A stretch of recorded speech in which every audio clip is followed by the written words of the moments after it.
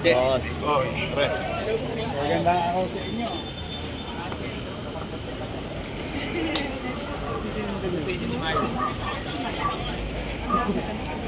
Pamchi pa rin.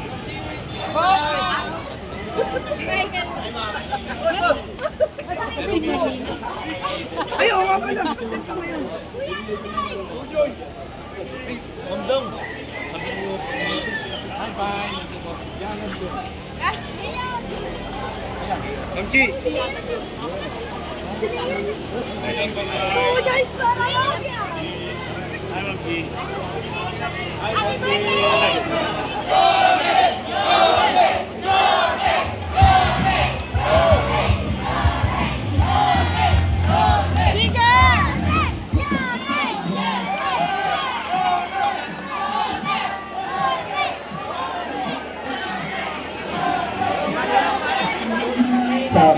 At syempre po, kasama natin ngayong araw na ito ang magbabalik ang nag-iisang Yorme.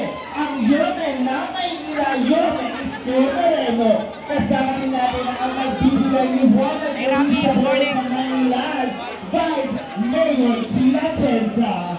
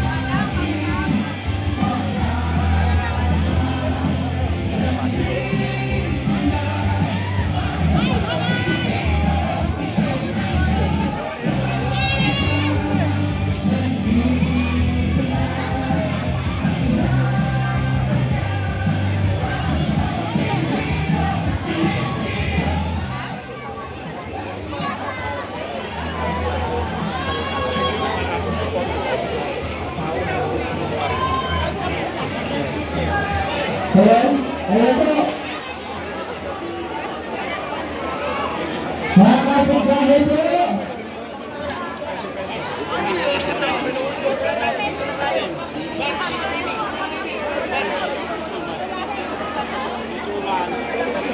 Mga kapitbahay po.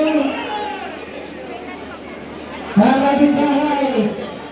Palakpakan po natin ang aming susunod na Vice Mayor, ang bagong liwanag ng Maynila, Vice Mayor Gina Atienza.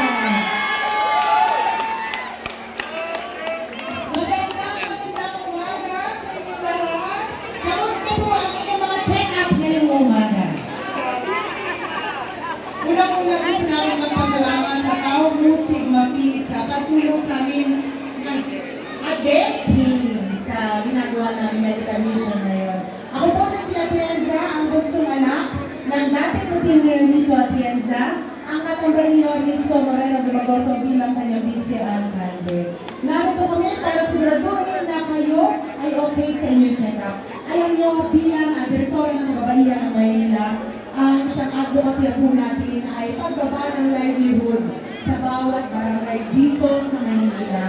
Kaya makakaasa kayo sa kambalan namin ni Yorme, habang mabubuhay muli ang Maynila, ang mga Manileño ay mabubuhay at magiging masagana ang inyong buhay kasama si Yorme at si Gina Atienza at si Pedro Suna Napolieto at ang lahat ng mga konsuhay under Yorme Sir. Mahalamat po kayo at mabuhay po kayo. Manila!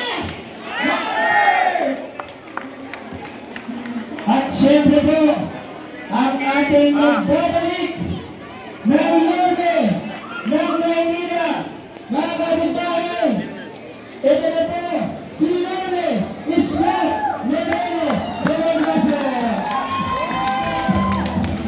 Magandang araw sa inyong lahat. Mga nanay ko, mga tatay ko, Mga batang Maynila, pwede ba po makisuyo sa inyo? Palakpakan naman natin yung ating mga volunteers. Mga doctors, nurses, and other medical practitioners. Ito po, kami tulay lang. Kami yung tulay. Ginagamit natin sa mga taong gusto tumulong sa Maynila. At kayo, na mga tawid din sa tulay, na ngayon ay mabigyan kayo ng at least karagdagang atensyon para patungkol sa kalusugan natin. Kaya, pwede ba sabay-sabay tayo? Sundan niyo ako. Maraming salamat sa lahat ng volunteers sa medical mission na ito. Ulitin natin ha? Maraming salamat Volunteers sa medical mission. Kami po ay instrumento lang. Sila po ang may gawa nito. Kaya isang malakas na palakpakan para sa kanila. Kami naman ang Yormes Choice. Pumanatag kayo. Ang nanay-tatay, okay naman. Okay naman mga taga rito, mga bata Maynila, 14 days na lang. 73 days to go. Gusto nyo bang ibalik ang kalinisan ng Maynila? Gusto nyo bang magkaroon ulit tayo ng kapanatagan ng pamumuhay sa Maynila? Okay, mag-alala. Sa tulong ninyo at awa ng Diyos, babalik na tayo. Ngayon, pwede ba makisuyo? Ha? Yung mga nandiyan dyan, pwede ba pag-graduating na natin? Lalong-lalo na. Yung, alam mo yung congressman na pwede mong malapitan, makausap, at umiikot sa mamamayan? Pwede ba? Si Apoy dito? Pwede?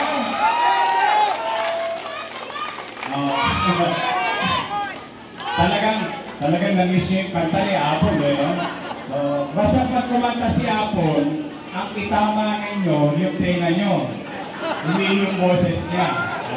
Nandito rin ang aking partner na si Vice Mayor Chief Atienza. At siyempre lahat ng Yormes Choice. So muli, I hope this morning nakapagbigay kami ng ngiti sa inyong lahat. Maraming salamat. May awa ang Diyos. Konti na lang. Konti na lang. Konti na lang. Malapit na. Ha? Maraming salamat. Pagpalain naman kayo ng Pongboy Kapal. Manila!